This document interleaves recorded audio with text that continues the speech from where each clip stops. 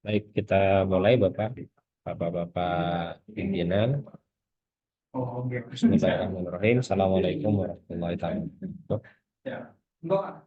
Alhamdulillahirabbil alamin wassalatu wassalamu ala asyrofil mursalin nabiyina Muhammad ajmain. Itu alhamdulillah pada siang hari ini kita dapat melaksanakan kegiatan diseminasi untuk dua kegiatan yang berkaitan dengan LPPM ini. Ada dua kegiatan, yaitu diseminasi workshop kelima fasilitasi akreditasi internasional.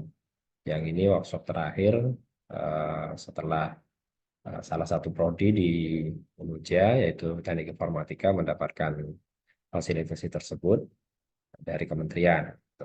Kemudian yang kedua ada diseminasi terkait dengan coaching klinik penyusunan borang akreditasi program studi Lamemba. Yang dalam hal ini prodi yang ada di bawah Lamemba di UNUJA itu ada tiga, yaitu prodi ekonomi syariah, kemudian ada prodi perbankan syariah, dan juga ada prodi ekonomi ya. Nah, maka yang kami undang tentu pimpinan YPPS, pimpinan prodi, dan juga kami turut mengundang sebetulnya rekan-rekan di GKM ya, gugus Kendali Mutu, gugus Jaminan Mutu, supaya bisa memahami juga begitu ya, terkait dengan apa saja sih terkait dengan ini instrumen-instrumen yang ada di. Untuk yang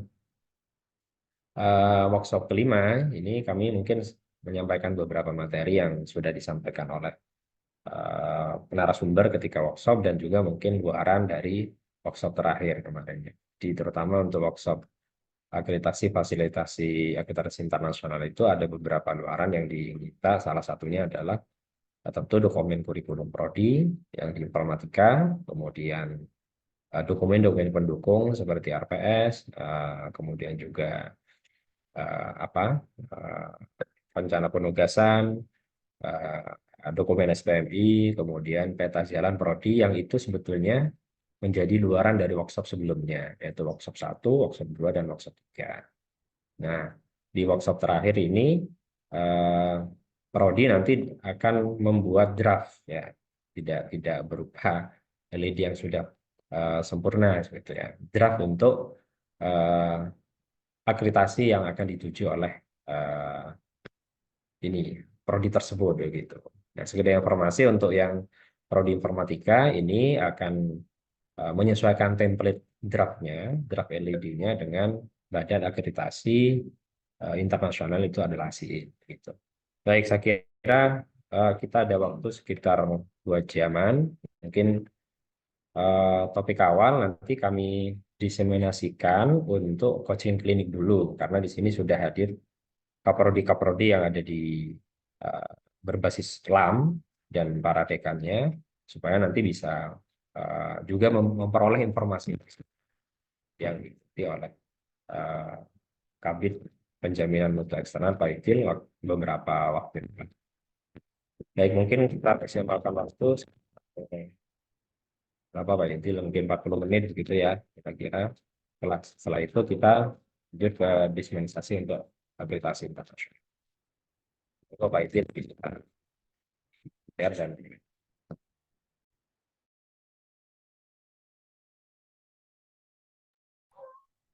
Baik, terima kasih Pak Furkon. Assalamualaikum warahmatullahi wabarakatuh. Selamat siang Bapak-Bapak semua.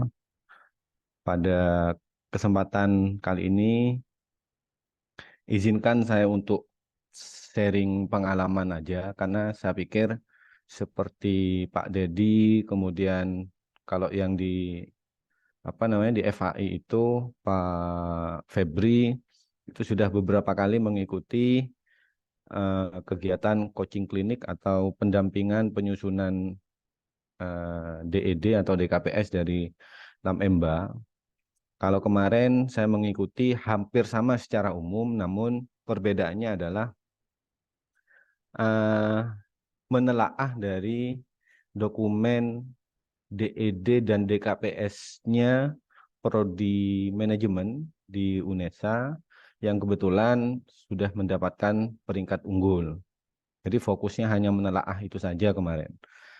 Eh, Langsung saja saya izin share screen dulu.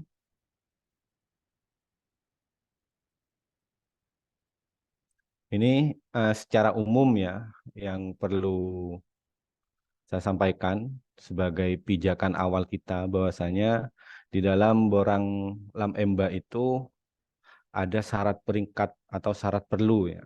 Jadi kita itu mau peringkat baik sekali, mau peringkat unggul, itu harus ada eh, apa namanya dokumen atau persyaratan yang harus dipenuhi. Seperti yang tampak pada layar Bapak sekalian ya, Bapak-bapak sekalian, di sini fokus kita jangan melihat ke peringkat baiknya. Ini saran dari asesor, kalau bisa dari awal niatan kita itu sudah harus unggul meskipun dalam kenyataannya kita memang sulit ya. Tapi minimal yang kita lihat minimal pada siang hari ini adalah peringkat baik sekali. Yang pertama, apa yang harus disiapkan pada persyaratan baik sekali itu adalah standar pendidikan tinggi itu yang sudah sudah disusun harus melampaui dari SNDikti. Jadi yang tengah ini ya, kita fokusnya yang tengah. Pencapaian atas standar pendidikan tinggi itu minimal sudah harus melampaui. Jadi kita jangan melihat yang peringkat baik, karena kalau peringkat baik kita tidak menyusun atau kita berikan apa adanya, itu pasti sudah baik gitu ya. Tapi kita fokusnya kepada baik sekali dan peringkat unggul. Kemudian pencapaian atas standar pendidikan tinggi yang ditetapkan perguruan tinggi melalui target yang ditetapkan pada Renstra. Jadi kita itu harus melebihi dari itu juga, harus melampaui. Makanya ini kemarin ada pertanyaan dari peserta itu, Pak, bagaimana seandainya kita itu bisa melampaui dari SNDikti dan melampaui dari Renstra? Ya kalau memang mau diakali, ya Renstra-nya diubah. Jadi diperkecil sehingga bisa melampaui. Tapi kan eh, tidak semudah itu sebenarnya. Tapi kalau hanya untuk mengakali prodinya ya silahkan. Tapi secara umum kampus atau universitas itu sudah punya punya ancang-ancang bagaimana visi itu bisa tercapai dengan Renstra yang sudah dibuat atau indikator yang sudah disusun pada Renstra sebenarnya. Jadi mau tidak mau kita itu harus mencoba untuk melampaui dari pencapaian standar di Renstra itu sendiri. Kemudian untuk yang selanjutnya yang wajib daya saingnya yang wajib harus ada atau minimal nasional atau internasional itu ada 11 sampai 18 dimensi. Kalau sudah 11 sampai 18 itu baik dalam kerjasama atau apa yang ada di dimensi nantinya itu sudah daya saing nasional atau internasional itu dijamin sudah baik sekali. Kemudian 9 sampai 16 dimensi yang lain, nah itu serendah-rendahnya memiliki daya saing lokal. Ini juga disampaikan juga oleh asesor ya. Kalau kita itu mau fokus pada baik atau unggul, nggak usah kita menekankan memperbanyak kerjasama lokal atau penelitian yang skalanya lokal. Seandainya nih, kalau kita targetnya unggul, kemudian di situ ada kerjasama yang internasional itu ada 3. Kemudian yang nasional itu ada 3. Yang lokal ini ada 50 pun itu nggak akan pengaruh begitu.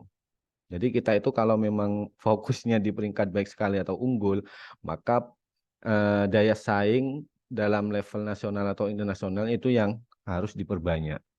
Kemudian ada 6 dimensi pada cluster output dan outcome memiliki daya saing nasional dan atau internasional. Ini eh, yang berkaitan dengan cluster output atau outcome. Kita kembali dulu terkait dengan apa saja yang harus ada.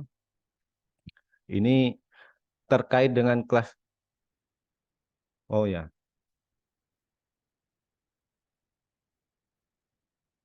Nah, ini ya. Jadi di instrumen Labemba ini bisa Bapak-bapak sekalian itu merujuk kepada lampiran 9 ya atau DL9. Itu fokusnya di situ. Klasterisasi, dimensi dan indikator. Tadi sudah dijelaskan bahwasanya syarat perlu untuk baik sekali atau unggul itu harus 11 sampai 18 dimensi itu harus daya saingnya nasional atau internasional. Nah, di sini kita cara melihatnya itu.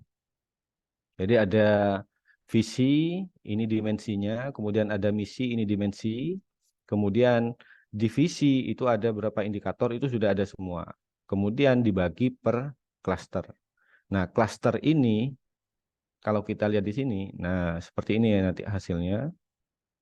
Nah, pada klaster output dan outcome itu ada 6 dimensi. Kemudian ada berapa indikator di situ sesuai dengan yang tadi dijelaskan di awal di sini. Mohon maaf. Nah, di sini ada 6 dimensi pada klaster output dan outcome itu memiliki daya saing nasional ataupun internasional itu sudah minimal bisa mendapatkan peringkat baik sekali. Nah, di sini untuk daya output, untuk klaster output dan outcome itu kan ada 6 dimensi. Nah, 6 dimensi ini mau tidak mau 25 indikator itu daya saingnya harus daya saing nasional atau internasional. Jangan sampai di situ menuliskan lokal begitu ya. Itu secara umum saja karena saya pikir Bapak-Bapak sekalian itu bisa memahami dari panduan ini. Kemudian yang perlu saya sampaikan terakhir ya, itu ada di tabel 4.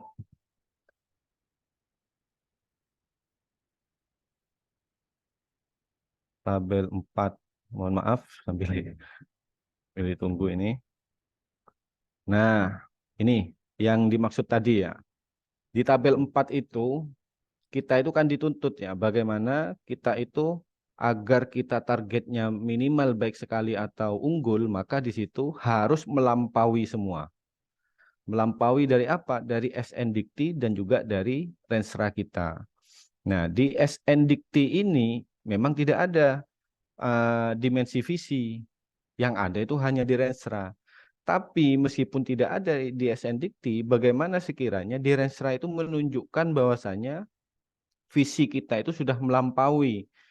Maksudnya melampaui ini sudah daya saingnya sudah levelnya nasional atau internasional.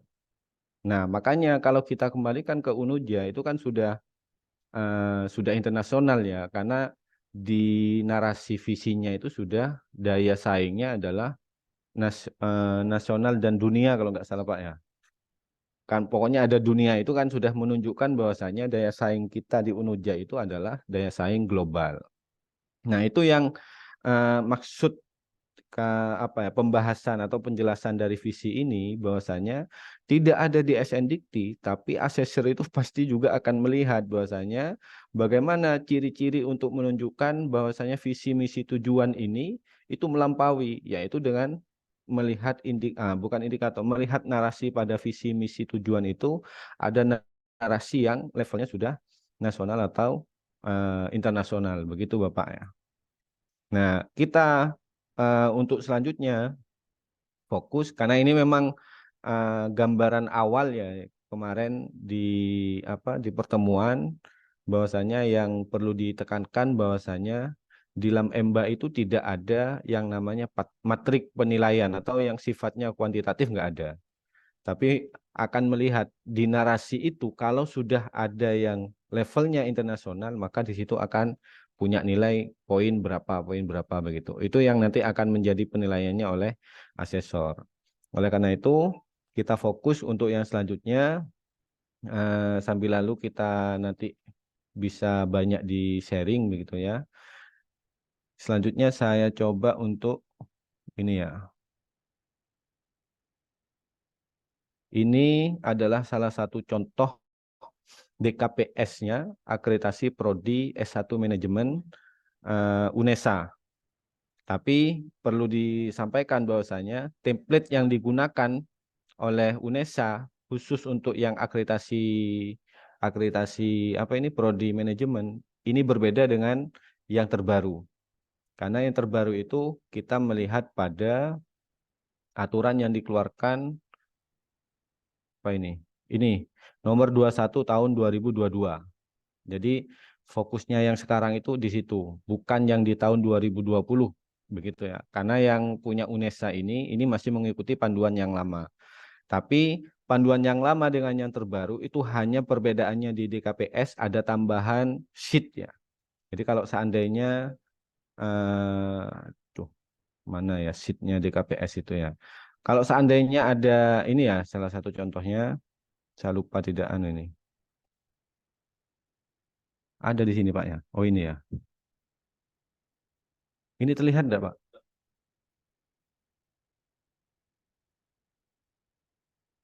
Berarti stop dulu ya.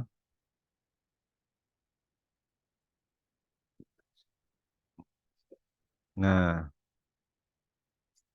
jadi bedanya itu yang terbaru dengan yang lama itu sebenarnya ada pada tabel 3. Begitu. Kalau yang lama itu hanya 3 saja yang muncul, yaitu profil dosen berdasarkan kontribusi intelektual. Kemudian di bawahnya itu apa gitu ya. Nah, sekarang itu di apa namanya? Dipecah. Jadi ada 3A itu fokus kepada profil dosen, kemudian 3B itu fokus kepada profil dosen berdasarkan kontribusi intelektual ini ya. Terus yang C ini yang berkaitan dengan PKM. Kalau yang 3B ini berkaitan dengan praktik dan profesional. Kemudian yang 3A ini fokusnya kepada eh, mata kuliah ya. Mata kuliah, kemudian rekognisinya dalam pendidikan dan pengajarannya apa. Nah, itu kalau yang lama seperti itu. Jadi yang saya tampilkan di apa namanya? Di borangnya UNESA itu masih memakai yang lama, tapi apa? Kontennya itu sama begitu ya. Kita kembali lagi DKPS.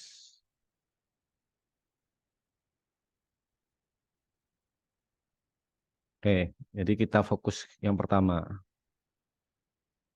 Jadi ini Bapak Ibu sekalian, karena memang menelaah ya, hanya informasi yang saya terima dari apa dari pihak asesornya, karena kebetulan asesornya ini orang Lumajang dan menjadi dosen tetap di UNESA begitu. Nah, yang pertama itu dosen tetapnya ditulis. Nah, kemudian yang perlu menjadi titik tekan, dosen tetap ini siapa? Ya, seperti yang kita tahu sebenarnya, dosen tetap ini adalah dosen yang ditunjuk oleh UPPS-nya yang mengajar sesuai dengan kompetensinya. Intinya begitu.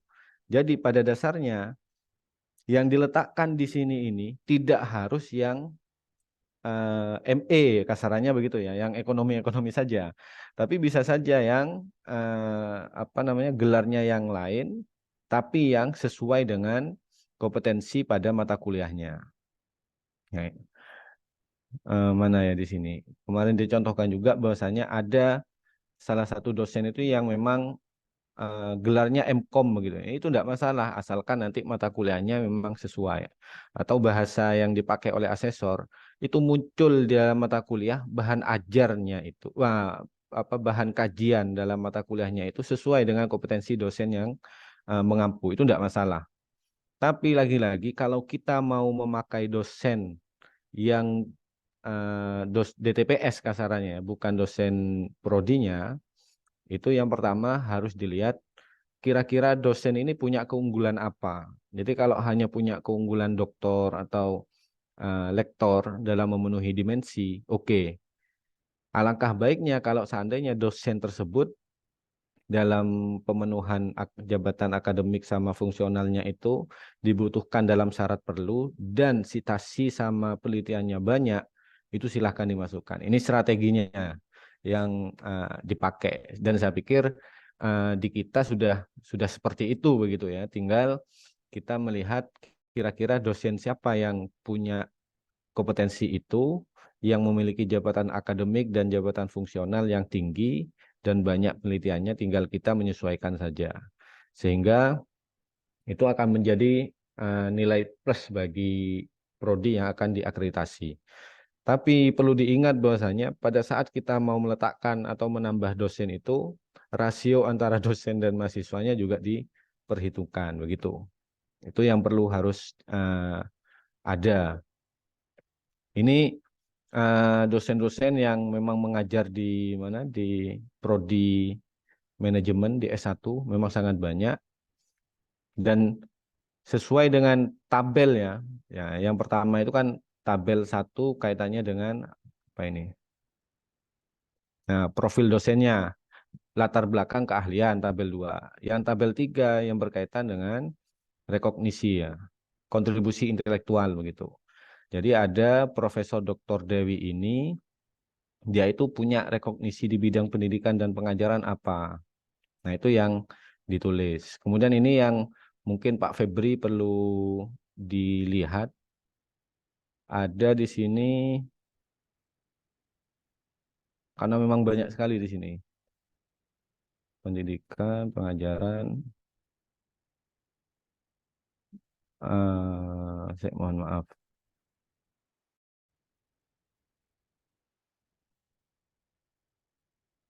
Ini masih banyak ya. Karena memang yang ditulis banyak oleh. Ini tabel 3 masih. Ya, kalau memang mau unggul ya nanti di prodinya Pak Dedi, silahkan Pak Dedi cari yang sekiranya banyak profesornya Pak Dedi ini. Nah, ini sudah tabel 4 nih kayaknya. Tabel 3 tapi yang ini. Karena memang dulu nggak dipecah ya.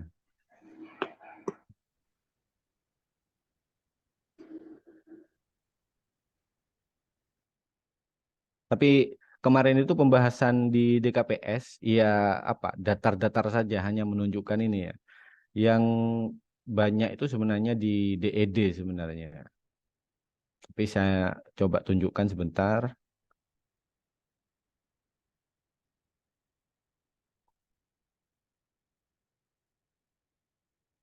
Nah, ini,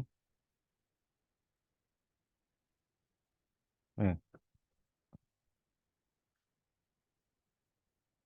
wah ini tabel 4 ini sudah sesuai dengan EWMP.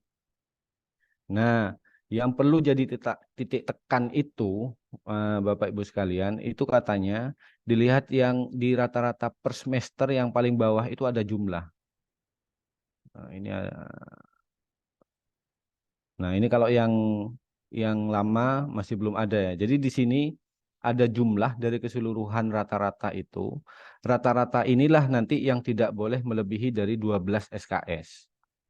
Jadi kalau seandainya per dosen nih, kita contohkan ada profesor ini, rata-rata per semesternya dia ngajarnya 15 SKS. Kemudian ada Prof. Dr. Haryati ini 16 SKS. Ini nggak terlalu pengaruh ya.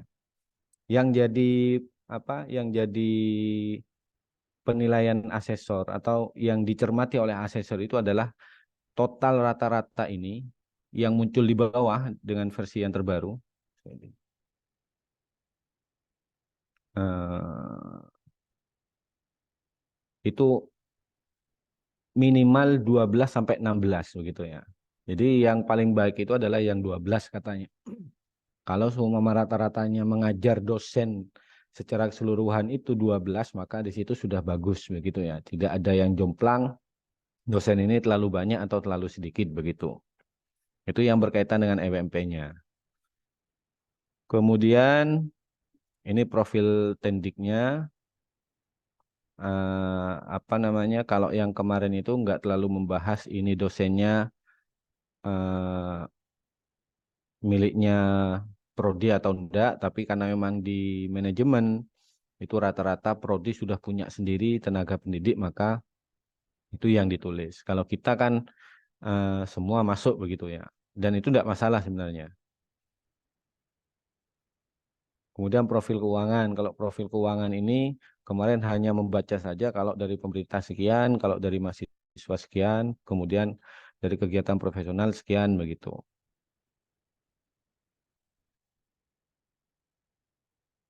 Prestasi akademik. Nah, ini yang berbeda Pak Febri ya, dan mungkin Pak Dedi nantinya. Standar pendidikan tinggi yang sebelah kanan ini, itu yang perlu kita lihat kira-kira ini masuk pada standar mutu yang mana, standar kemahasiswaan yang masuk kategori yang mana gitu ya. Nah, kalau di sini kan sudah jelas ya. Jadi ada standar mutu sarjana nomor 26, yaitu tentang standar kemahasiswaan, pencapaian prestasi akademik dan non-akademik. Itu standar yang dipakai di sini, di sebelah kanan ini. Ini rata-rata kalau saya nggak salah lihat ya, yang di ES itu kan standar pendidikan tinggi yang ditetapkan oleh perguruan tinggi itu bukan mengacu kepada standar apa begitu ya.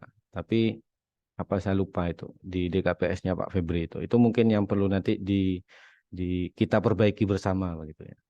Kemudian yang masuk dalam prestasi, nah yang masuk dalam prestasi itu ada bukan yang mengikuti lomba ya, tapi yang mendapatkan ya kalau di sini yang juara sama masuk finalis, harapan ini yang masuk kategori prestasi. Tapi kalau yang hanya mendaftarkan kemudian dia ikut lomba tapi nggak lolos itu nggak bisa dimasukkan ke sini gitu ya. Nah, kayak gini partisipan ini katanya nggak bisa ini.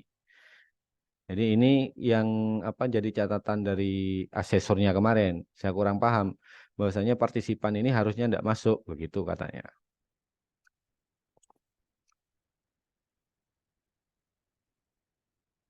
Kemudian masa studi ya, masa studi seperti biasanya sudah karena yang dilihat di sini adalah S1 maka yang diisi tinggal khusus S1 saja. Nah, di sini di rata-rata masa studi berapa, di standarnya berarti standar kompresi lulusannya itu berapa. Nah, kalau di sini di standar kompresi lulusannya 4 tahun, rata-rata masa studinya 4,42. Ya, tinggal menulis seperti itu. Kemudian masa tunggu, ini yang diploma 3. Nah, ini masa tunggunya. Jadi eh, apa ya? Lagi-lagi titik tekannya itu kalau di UNESA itu satu tim khusus kriteria 9 begitu. Itu sudah ada apa namanya? Sudah ada tim kecilnya untuk menyusun itu. Jadi saling saling menyusun sesuai dengan per kriteria gitu ya.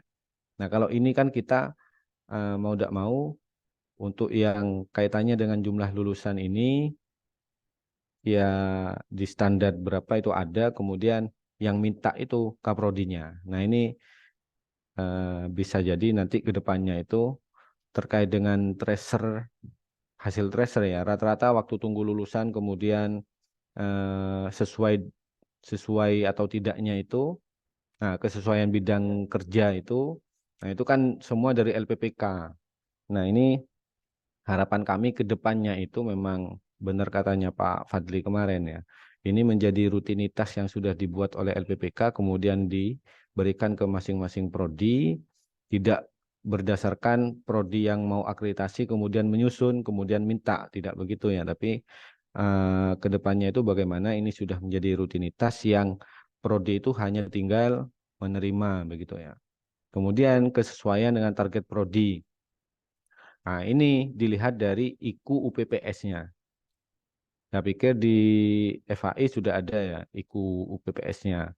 Lalu tinggal dilihat kira-kira persentase kelulusannya itu apakah sudah eh, apa berapa persen begitu ya. Sudah berapa persen dengan kesesuaian bidang kerja ilmunya. Itu harus ya ini sepertinya sudah dicarikan solusi bagaimana sekiranya melebihi dari melampaui dari standar, melampaui dari standarnya. Kemudian ini jangkauan operasi kerja lulusan.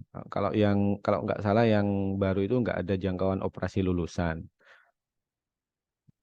Ya, itu kaitannya dengan wilayah ya. Jadi wilayahnya itu skalanya nasional, lokal atau internasional itu aja. Kemudian ada kepuasan pengguna. Ini apa namanya yang berkaitan dengan publikasi ilmiah mahasiswa. Ya tinggal diisi-isi saja sudah di sini. Ini tidak ada yang berbeda ya. Jadi dari apa ya? Dari kebiasaan kita kalau mau mengisi ini sebenarnya. Oke, mungkin itu kaitannya dengan DKPS. Karena kalau saya baca satu persatu ini insya Allah nanti bagi yang membutuhkan ini bisa menghubungi saya terkait dengan di KPS apa yang harus diisi itu. Selanjutnya saya coba cek di DED-nya. DED ini yang perlu yang perlu diingat bahwasanya eh, materi. Nah, ini ya. Ini tampak ya petunjuk penulisan DED ya. Jadi ini yang menjadi apa pegangan oleh teman-teman prodi atau ketua prodi. Jadi maksimal penulisan DED itu harus 100 lembar. Yang pertama, yang tidak dihitung itu adalah identitas perguruan tinggi, tim penyusun, kata pengantar, itu tidak dihitung. Ringkasan ini sebenarnya tidak dihitung begitu ya, tapi mau tidak mau di situ maksimal tidak boleh lebih dari 5 begitu ya. Di ringkasan eksekutif ini. Kemudian di bab 1 juga begitu. Tidak boleh lebih dari 5 lembar. Tapi ini nggak masuk hitungan katanya begitu ya. Cuma apa kalau seandainya eh, apa namanya ini persyaratan ini contoh sudah ringkasan eksekutif 6 lembar pasti nanti direvisi itu dikembalikan. Gak usah apa namanya, gak usah capek-capek melihat isinya, melihat jumlahnya saja 6 itu pasti dikembalikan di aplikasinya begitu. Kemudian profil UPPS itu maksimal 10. Baru setelah itu kriteria, analisis, kemudian penutup maksimal hanya 3. Jadi totalnya itu ada 80 sampai 100 halaman. Itu Bapak-Bapak yang perlu ditekankan. Kemudian saya kembalikan lagi ke DED ya. Nah, ini gaya yang dipakai oleh asesor. Saya kemarin itu menandai yang kuning-kuning ini ya, ringkasan eksekutif tadi maksimal 5 ya. Tapi bagaimana sekiranya di akhir ini ada penarik minat. Jadi pada saat asesor membaca itu katanya di sini ini sudah ada keinginan berdasarkan strategi tersebut disusun program kegiatan yang mampu mengarahkan pada pencapaian visi 2025 sehingga hasilnya dapat disimpulkan bahwa semua kriteria telah melebihi standar. Jadi di apa namanya di ringkasan eksekutif itu sudah harus PD kita itu bahwasanya semuanya sudah melebihi standar. Ini katanya dibaca oleh asesor. Ini eh, yang saya terima kemarin begitu ya. Kemudian ada di profil. Di profil ini meskipun profilnya itu adalah mana ini bukan profilnya ini. Di sini meskipun namanya profil UPPS, tapi upayakan yang ada di dalamnya itu ada profil UPPS dan profil PS-nya. Jadi tidak hanya profilnya, kalau di Sosum tidak hanya membahas tentang Sosum saja, tapi di dalamnya itu juga ada pembahasan tentang program studinya begitu ya. Nah ini kalau kalau yang pertama ini Fakultas Ekonomi didirikan ini. Kemudian program studi manajemen mendapatkan SK. Nah seperti itu ya. Jadi pembahasan meskipun yang diminta itu adalah profil UPPS, tapi di dalamnya itu harus ada profil PS-nya. Kemudian lagi-lagi di akhir itu diminta bagaimana sekiranya eh,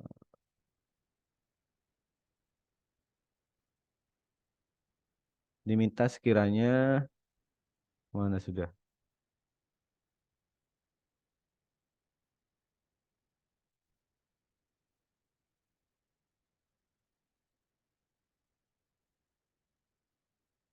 Saya sempat apa namanya ini sudah memberi tanda ya bahwasanya penyusunan oh ini profil ya bukan.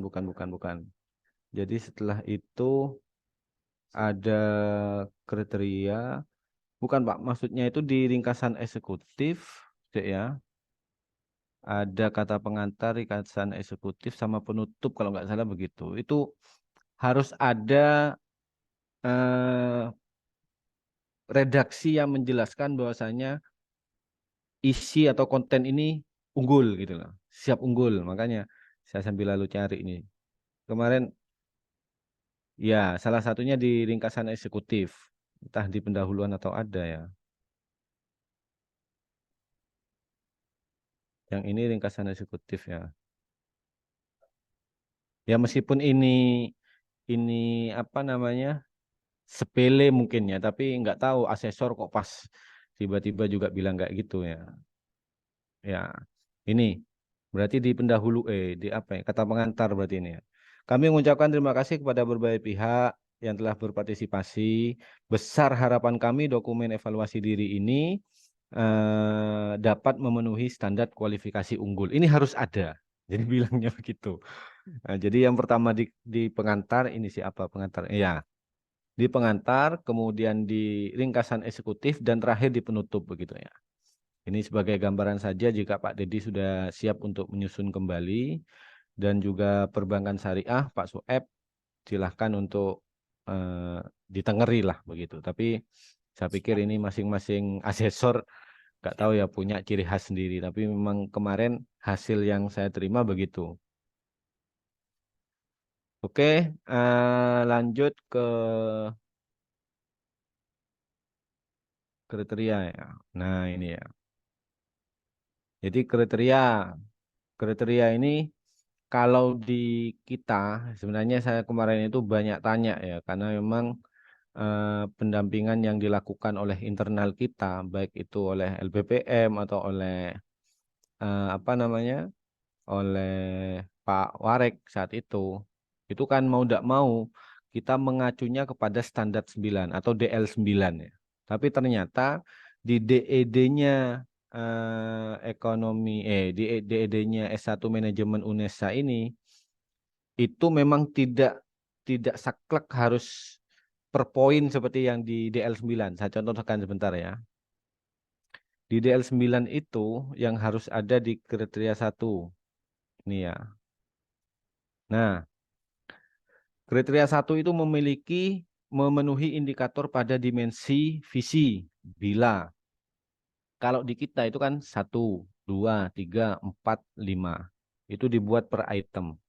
Ini sempat saya tanyakan juga. Tapi kalau kita melihat di DED-nya UNESA, itu nggak perlu. Jadi dia mengalir begitu ya. Ya, ya. Supoinya itu nggak perlu ditulis ya. Seperti di DL9. Padahal ini kan menjadi syarat ya. Jadi yang harus ada dalam penilaian indikator itu untuk visi, misi, tujuan itu di dalamnya itu harus ada indikator 1, 2, 3, 4, 5 ini. Begitu. Tapi kalau kita melihat yang ada di miliknya UNESA itu mengalir ya, cuma bercerita begitu ya. Berdasarkan hasil lingkungan begitu ya. Nah, itu mengalir tapi memang setelah saya tanyakan meskipun tidak berbasis apa sub bahasan tadi, semua sub itu sudah ada di situ gitu ya. Meskipun asesor itu mengakui bahasanya di dokumen ini bolak-balik dia bercerita karena di kriteria 1 visi misi membahas tentang cerita dimulai dari statuta atau apa begitu ya. Nanti dia itu mau masuk ke 2 di penutup dia kembali lagi membahas tentang asal muasal statutanya begitu itu. Nah, kalau seandainya mengikuti yang di template ini sebenarnya sudah jelas ya. Cuma kalau dibuat narasi cerita itu ada sedikit jomplang begitu ya. Kalau di sini maksud saya itu melihat narasi yang ada di visi misinya UNESA itu ceritanya itu runut gitu ya. Contoh beginilah. Ya mudah-mudahan Pak Cus ini memahami apa yang saya jelaskan ini. Jadi yang pertama itu kan UPPS mengekspresikan visi secara jelas, realistis, kredibel. Kita bahas itu sudah. Tiba-tiba di nomor 2 itu menunjukkan kebijakan. Ya, yang pertama itu UPPS itu mengekspresikan visi secara jelas, realistis, dan kredibel itu seperti apa. Tiba-tiba nomor 2 itu kebijakan dan dokumentasi terkait peninjauan dan evaluasi. Nah kan jauh begitu ya. Nah kalau kita mengikuti subbahasan ini, ya lebih mudah kepada asesor untuk melihat yang ditulis ya begitu. Tapi kalau melihat yang di sini, ini enggak bisa jadi subbahasan yang kedua ini, kebijakan ini itu muncul di awal gitu. Nah, muncul di awal di sini sudah. Mana? Muncul di sini sudah. Jadi surah keputusan dekan, jadi muncul di awal begitu, tanpa harus menjelaskan yang diminta di DL itu adalah ekspresikan visi secara jelas, realistis, dan kredibel. Padahal yang barusan ditulis itu adalah kebijakan dan dokumentasi yang ditulis dalam DED-nya. Tapi di sini membahas tentang DED dulu begitu. Tentang kebijakan dulu begitu. Itu perbedaannya. Cuma perlu saya sampaikan juga Bapak Ibu, Bapak-bapak sekalian, bahwasanya yang perlu dilihat adalah template itu nggak boleh dibuang. Mana ya? Ini ya, template. Mana saya kalau lihat template ini? Sebentar. Template DED ya berarti. Ya, template DED. Template DED.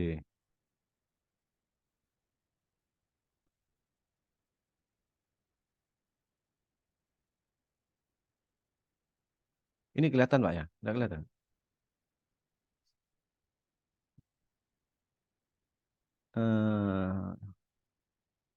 Ya, ini ya teman-teman. Jadi yang pertama itu nggak bisa. Nah, ini kan ya. Jadi di sini di template-nya itu ada visi misi tujuan strategi, kemudian A visi. Yang tidak boleh dibuang itu ini. Jadi ini harus ditulis kembali. Karena ya lagi-lagi ya ini saya mikirnya ini subjektif ya. Beberapa asesor mungkin sudah paham dengan apa instrumen yang mau ditanya, tapi ada asesor yang mungkin masih mengingat-ingat ini nanyanya tentang apa. Sehingga mau tidak mau deskripsi instrumen di template itu harus ada begitu ya. Tapi karena memang yang dijelaskan kemarin begitu, jangan sampai gitu ya bilangnya itu. Jangan sampai template itu diubah-ubah. Jadi itu harus ada dan jangan dihapus begitu. Jadi yang pertama kan visi mendeskripsikan aspirasi program studi, arah yang dituju dan profil program studi di masa yang akan datang. Nah, itu ditulis lagi atau tidak apa namanya? Tidak dihapus begitu ya. Eh, ini visi dan aspirasi prodi, arah yang dituju profil program di masa yang akan datang. Ini ditulis lagi begitu. Jangan sampai dihapus. Ini pesannya asesor ya. Ya, saya kurang paham tapi yang mudah-mudahan dengan adanya model seperti itu memudahkan asesor dalam memberi nilai bahasanya begitu. Itu kaitannya dengan apa yang harus ditulis ya. Kemudian ini sesuai dengan template yaitu di sub nomor 2 yaitu visi diharapkan mampu menumbuhkan komitmen dan energi, memberi makna menjadi standar. Ini langsung di sini. Visi UNESA dan visi keilmuan prodi manajemen sudah menunjukkan adanya komitmen dan energi. Nah, cuma lagi-lagi bedanya kalau di kita itu dokumen-dokumennya itu masih kita susun. Tapi kalau yang di UNESA itu versi UNESA ya, itu semua basisnya sudah basis website semua. Makanya setelah saya menjelaskan, setelah saya menerima penjelasan terkait DED oleh asesornya diarahkan lagi ke websitenya UNESA. Jadi kalau kita mau unggul, kalau kita mau baik sekali, minimal di websitenya itu ya jangan satu bahasa, bilangnya gitu. Jadi dikaitkan begitu ya Bapak-Bapak. Jadi pada saat kita itu mau membahas tentang visi itu ya, visi di sini mana visinya itu? Nah, ini ya visinya itu 2021 sampai 2025 berdaya saing internasional. Jadi apa yang berkaitan dengan internasional itu sudah dilihat dari segi isu isu yang apa, yang levelnya internasional adalah isu difabel itu. Jadi apakah ada ruangan yang di prodi kita itu yang sudah dipersiapkan untuk disabilitas? Itu kan isu-isu internasional. Kemudian website prodi kita itu apakah websitenya itu sudah multi bahasa begitu ya. Jadi diarahkan ke situ dokumen-dokumennya gitu. Tidak hanya apa visi ini dimulai dari penyusunan atau pembentukan tim visi misi, kemudian rapat visi misi, kemudian menghasilkan naskah dokumen visi misi, kemudian laporan visi misi. Tidak hanya itu, tapi diarahkan ke yang lain oleh asesornya. Apa yang bisa diangkat dari visi misi ini yang sekiranya kita itu memang menunjukkan levelnya adalah level internasional. Salah satunya di website prodinya. Nah, bisa dicek sendiri Bapak-bapak sekalian kalau mau lihat di website UNESA itu kalau tidak salah ada 4 bahasa. Bahasa Inggris, bahasa Cina, Mandarin, kemudian apa gitu bahasa Indonesia dan apa satunya gitu. Nah, di sini ini sudah kita mengarah ke situ, tapi yang mengarah itu adalah Unujanya ya. Jadi websitenya Unuja yang kita itu sebenarnya sudah mengarah ke multi bahasa tadi. Cuma menurut hemat kami, andaikan ini bisa sampai ke ranah prodi begitu ya, atau ke ranahnya lembaga-lembaga, websitenya lembaga, itu kan ya kita sangat siap pada saat kita itu mau akreditasi institusi begitu ya. Bisa jadi asesornya itu sampai nanya ke arah situ. Itu yang disampaikan kemarin. Itu secara umum mungkin Pak Furkon ya, Bapak-bapak sekalian, gambaran secara singkat mungkin ya tentang dokumen evaluasi diri ini dengan DKPS dan apa pesan-pesan yang harus diingat oleh para prodi-prodi yang mau mengajukan akreditasi khususnya. Jadi yang pertama itu jangan terlalu saklek gitu bahasanya terkait dengan dosen. Jadi dosen DTPS itu silahkan bisa diambilkan dari dosen prodi yang lain yang sekiranya bisa membantu meningkatkan daya saing tadi, daya saing nasional sama internasional. Kemudian yang selanjutnya itu yang berkaitan dengan eh, kurikulum ya. Jadi kurikulum itu saya kalau kurikulum angkat tangan memang Pak Cus ini seharusnya juga ikut kemarin. Diajari tentang apa kurikulum UBE itu kalau di kami. Jadi begini, ya tidak hanya dosen itu memberikan tugas kepada mahasiswa tapi nama tugasnya ini sudah sesuai dengan CPL-nya sama CPMK-nya. Kalau CPMK-nya itu di situ menjelaskan atau apa menggambarkan, maka di tugasnya juga buatkan atau gambarkan tentang begitu ya. Jadi hal-hal seperti itu kemarin yang berkaitan dengan kurikulum sebenarnya. Kalau yang berkaitan dengan mahasiswa ya secara umum hampir sama dengan DKPS bagaimana prestasi-prestasi itu kalau bisa memang yang sifatnya sudah skalanya nasional atau internasional. Kemudian lagi-lagi sitasi. Ya. Kalau sitasi sama dengan apa namanya dengan prodi-prodi yang lain ya. Sitasi ini kalau bisa untuk setiap dosen per, saya lupa pernya ini apa per semester apa per tahun ya. Itu ya per tahun kalau nggak salah. Itu disitasi harus lebih dari 8 sitasi. Jadi per dosen itu ya. Jadi kalau dosennya ada 6 maka per dosen dalam tiap tahunnya itu minimal lebih dari 8 citasi. Karena yang diminta nantinya itu adalah 3 tahun terakhir. Maka totalnya ya sekitar 24 itu per dosen. Nah itu kaitannya dengan citasi. Mungkin kita bisa apa namanya bisa fokus di diskusi nantinya. Saya kembalikan dulu ke Pak Furkon. Ini hasil dari kami mengikuti coaching klinik. Pada intinya asesor yang dihadirkan adalah asesor yang kebetulan juga dosen di UNESA, dan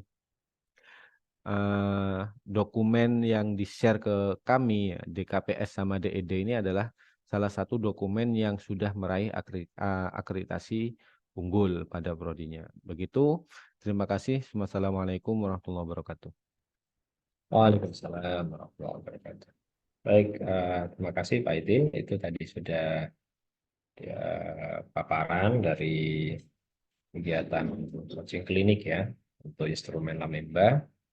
Barangkali ada hal yang mau ditanyakan, terutama yang prodi-prodi yang Lamemba. Saya kira Pak Febri di sini, kemudian Pak Dedi, kemudian juga ada Pak Soeb, Pak Dekan ini Pak Tir, karena ini kan kami undang memang untuk fokusnya biar memahami juga apa yang sudah diperoleh oleh delegasi dari UNJA, dan tentu juga harapannya menjadi bekal lah untuk persiapan-persiapan terutama untuk prodi yang akan akreditasi tahun ini atau tahun-tahun berikutnya. Gitu. Kami persilakan, monggo. Pak Furkon, ngapunten. Oke, silakan Pak Febri. Nggih. Anu yang saya tanyakan Pak Idil, ini Pak Idil terkait benchmarking itu Pak Idil. Itu bagaimana Pak Idil? Apa cukup di LPPM atau prodi juga melaksanakan Pak Idil? Karena di beberapa kriteria itu banyak menanyakan terkait benchmarking Pak Idil. Terima kasih Pak Idil. Oke, baik. Monggo Pak Idin bisa disampaikan mungkin. Kemarin saya lupa juga ini ya. Kemarin asesornya juga menyampaikan bahwasanya prodi itu penting melakukan external benchmarking sendiri, begitu ya. Jadi pada saat ini mungkin yang melakukan external benchmarking itu hanya beberapa saja. Tapi perlu diketahui bahwasanya prodi itu juga wajib melakukan external benchmarking tiap tahun ya. Biasanya yang dilakukan benchmarking itu adalah berkaitan dengan kurikulum. Tapi perlu diketahui Bapak-bapak sekalian atau Pak Febri juga, bahwasanya external benchmarking ini bisa dilakukan dengan model kita mengajukan surat permohonan benchmark dengan atau isinya itu adalah mau melakukan kajian atau perbandingan kurikulum yang ada di websitenya UNESA begitu ya, di websitenya S1 Manajemen itu bisa, tanpa harus kita itu pergi ke sana. Yang penting pada saat kita akreditasi, kita bisa menunjukkan surat permohonan external benchmarkingnya, kemudian yang kedua itu kurikulum yang kita download, kemudian hasil dari download kurikulum yang ada di UNESA itu, apa yang bisa kita ambil dari kurikulum itu, dan kira-kira tindak lanjutnya kita apa setelah kita melakukan benchmarking kurikulum di situ. Itu bisa. Nah, kalau yang saya kemarin saya sempat nanya juga sebenarnya, Pak, mohon maaf Pak, external benchmarking itu kalau menurut kami kita tidak harus keluar kampus begitu ya. Bisa jadi kita itu mendatangkan, karena yang namanya benchmarking itu hanya melakukan perbandingan, tidak pas kita keluar ke kampus yang dituju. Nah, kalau seandainya kita mendatangkan dengan tujuan benchmarking itu bagaimana? Jawabannya asesor itu ya silahkan saja, tidak masalah. Yang penting unsur tadi itu ada begitu ya. Jadi kalau sumama prodi ekonomi syariah nih, itu mau mendatangkan dari pihak UNESA, tapi pembahasannya fokus kepada kurikulumnya atau apanya, itu tidak masalah, begitu Pak Febri. Jadi tanpa harus kita datang ke UINSA, yang penting ada dokumentasi, bukan dokumentasi maksud kami, ada laporan external benchmarking, dan external benchmarkingnya itu di poin apa begitu ya. Itu harus dijelaskan. Nah, kayak yang kemarin LPPM itu kan external benchmarkingnya itu terkait dengan akreditasi internasional. Saya sempat nanya kemarin Pak Furkon itu. Saya itu melakukan external benchmarking ke Unisma Pak untuk akreditasi internasional. Di dalamnya itu kan pasti membahas tentang kurikulum UBE, Pak. Saya bilang begitu ke asesornya. Akhirnya dijawab, itu nggak bisa diklaim oleh Prodi karena memang yang ikut serta itu hanya murni unsur LPM begitu. Kalau seandainya bisa, nah kalau seandainya kemarin LPPM itu yang melakukan external benchmarking itu melibatkan prodinya, jadi kita itu satu sisi belajar tentang akreditasi internasionalnya, kemudian prodi itu berkaitan dengan kurikulum UBE apa saja yang harus disiapkan, itu bisa diklaim begitu Pak Febri. Itu mungkin gambarannya. Terima kasih. Oke. Begitu ya Pak Febri ya. Jadi memang sebaiknya juga prodi juga memiliki external benchmarking. Nah, di sini kan kita sudah punya mungkin ya nanti kalaupun tidak semua prodi harus benchmarking, nanti bisa kolaborasi saya kira dengan LPIP misalkan kalau ada prodi yang memang basisnya di Lamemba misalkan begitu ya. Jadi mungkin secara bersama-sama semua prodi gitu ya, semua prodi Lamemba, misalkan ekonomi syariah, perbankan syariah, ini bersama-sama mungkin dengan LPIP sebagai sebagai koordinator barangkali nanti melakukan benchmarking ke PT unggul yang salah satunya mungkin juga membahas tentang kurikulum sana yang bagaimana perbandingan begitu Pak. Jadi tidak hanya di tingkat ini ya lembaga saya kira. Nah, yang paling penting itu di tingkat prodi saya kira karena bisa saja berbeda antara informatika dengan yang berbasis Lam Ipokom, berbasis yang Lamemba, Lamdik itu akan berbeda praktiknya. Sehingga mungkin bisa disinergikan lah saya kira. Jadi mungkin ke depan kegiatan-kegiatan benchmarking itu bisa disinergikan dengan unit-unit saya kira ya. Jadi misalkan kalau berkaitan dengan inovasi pembelajaran dan juga proses pendidikan dan kurikulum, maka nanti bisa saja LPIP dengan prodi-prodi terkait yang melakukan benchmarking. Kalau terkait dengan penjamin mutu, mungkin ya tadi betul bawa prodinya yang mungkin diarahkan untuk melakukan dipersiapkan untuk akreditasi internasional gitu ya. Ya mungkin ya benar juga kita tidak bawa prodi kan, kita hanya bawa GKM saja waktu itu, GKM dan GJM saja yang notabene itu dari prodi-prodi yang ada gitu. GKM saja waktu itu, GKM saja. Begitu kira-kira Pak Febri. Mungkin eh, ada tanggapan barangkali Pak Febri? Iya Pak, cukup Pak. Ya, mungkin Febri satunya. Barusan Pak Febri, sekarang Bu Febri. Bu Rizky.